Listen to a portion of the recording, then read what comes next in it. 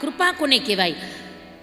અને વળી કેટલાક સંતોએ એવો અર્થ પણ બતાવ્યો કે ખાલી મૂંગો બોલતો થઈ જાય અને પાંગડો લંગડો હિમાલય પહોંચી જાય, શું આટલી જ કૃપા?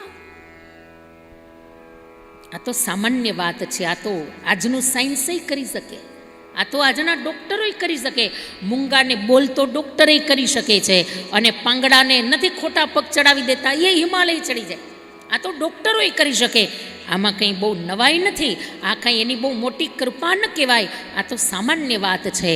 પણ ખરા અર્થમાં કૃપા તો એ છે કે જે સ્વાર્થીમાં સ્વાર્થી માણસ હોય, પણ એકવાર એની નજર એના ઉપર પડે ને તો એ પરમાર્થમય વાણી બોલતો થઈ જાય. આ એની સાચી કૃપા આ છે.